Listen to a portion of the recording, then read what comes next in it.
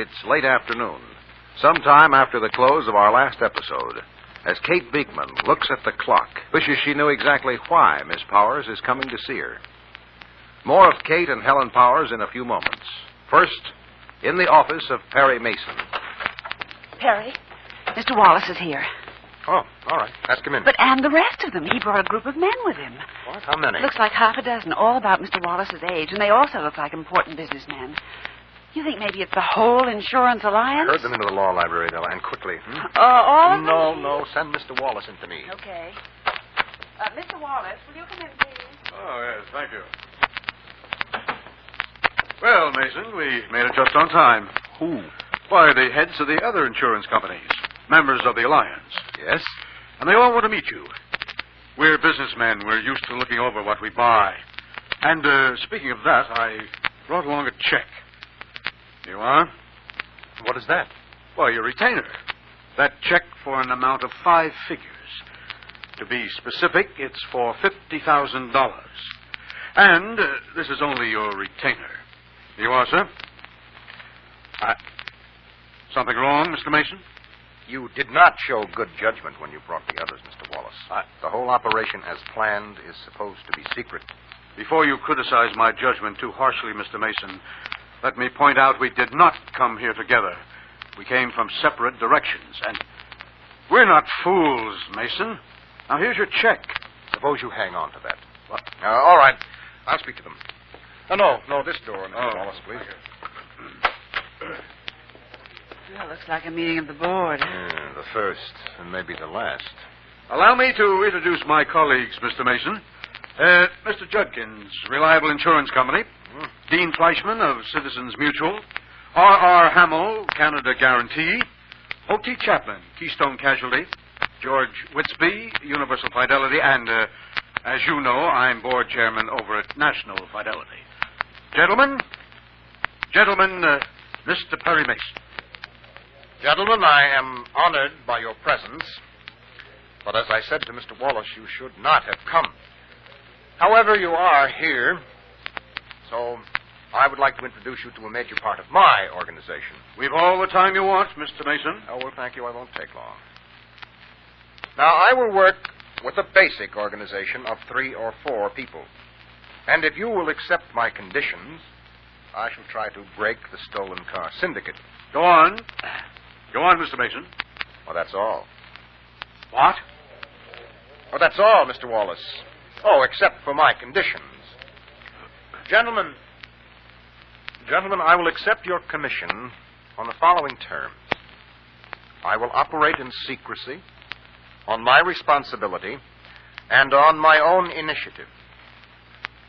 I think that covers it. In short, you demand a free hand. Yes. You expect us to let you spend thousands without so much as... Excuse me, Mr. Wallace. I don't expect you to do anything. What? You came to me. Now, you want me to do something. All right. I'm willing to try. But I will do it on my own terms. Now, Miss Street here is a major part of my organization. Yes? Because Miss Street will have to make it appear that I am conducting my own business as usual. Now, I'm not going into details. I will tell you I will handle this my way or not at all. We've already made our decision, Mr. Mason. Here's your check. Okay. We start as of now. From now on, none of you gentlemen is to come here, phone, or contact me in any way. The single exception is Mr. Wallace. Mr. Wallace and I are conferring on a private legal matter. We are? As a cover-up. Now, it's almost 5 o'clock. The building and the streets are crowded. My secretary and I will leave first. You gentlemen will wait and then leave the building separately. And let me warn you once again. I must operate in secrecy. None of us knows who may be involved in this stolen car syndicate. The only way to be safe is to say nothing to anyone. All right, Miss Street.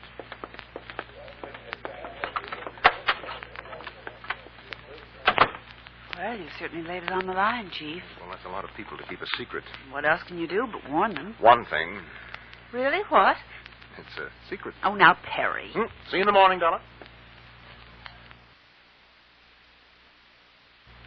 Well, apparently there's no connection between Perry Mason's secret job and the pretty red-haired girl who nervously watches the clock and is startled when...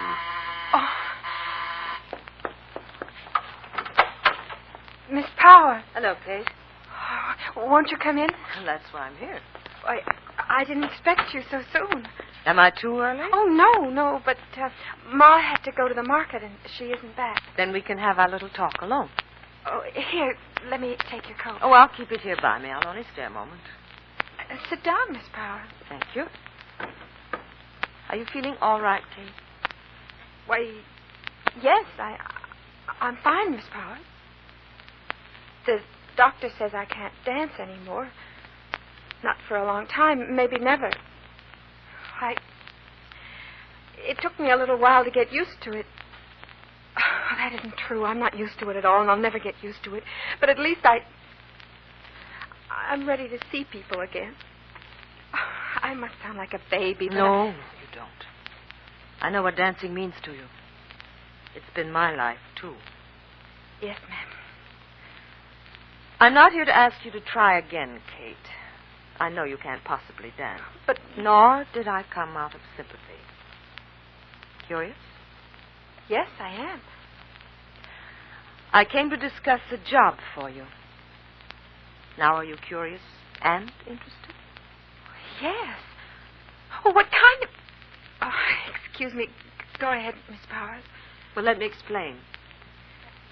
Kate, if I were going to offer you a job dancing, I wouldn't say what I'm about to say. It's wrong to give young talent too much encouragement, but since it'll be a long, long time before you dance again... Maybe never. Maybe. You displayed a great deal of talent. A very, very great deal. I don't say that in an effort to make you feel better. It doesn't. I tell you for two reasons. First, so you'll have something to work for, something to hope for.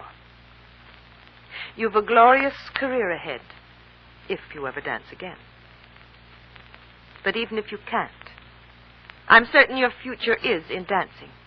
I don't understand. Kate, a good stage or screen director isn't necessarily a good actor. Director? The same applies to a dance director. She doesn't have to be a good dancer. It's a handicap if she isn't. But she doesn't have to be. You follow me? Yes. All right. Now, dancer or not, a director must know entertainment and staging. All aspects, from the ground up. You've had a classical training. Yes. But you don't know a thing about modern and popular dancing. Now, I take on one or two apprentices each year. Not so fast. I am not offering to take you on as an apprentice. I won't take you on. You don't know enough for me to start teaching you. I'd have to start someplace. That's why I'm here. A friend of mine is financing a club. Oh. The same one? Where you would have danced if, well, dancing's out. But I can speak to him, and you can do general work. Help take care of what costumes there are. Work at what you're needed for. Well, what it amounts to is being a general flunky. I know it won't be easy. But if you keep your eyes open, you'll learn a lot. It's a chance to break in if you want it. And if you can take it. Later on, if you prove yourself, I'll take you into my studio as an apprentice director. But first, you've got to prove you want it. I do. I said prove it. Prove it by being seamstress and wardrobe lady and flunky and errand girl. You said I've got to start someplace, Miss Power. If you want the future in the business. Well, you want to think it over before you give your answer. Think it over? What for? What other answer could I possibly give? When do I start, Miss Power? Well, both Perry Mason and Kate Beekman have accepted new employment. Apparently, there's no connection between Perry's agreement with the important insurance men and Kate's humble job at the bottom of the ladder of the entertainment business. Apparently. But you'll join us tomorrow, won't you?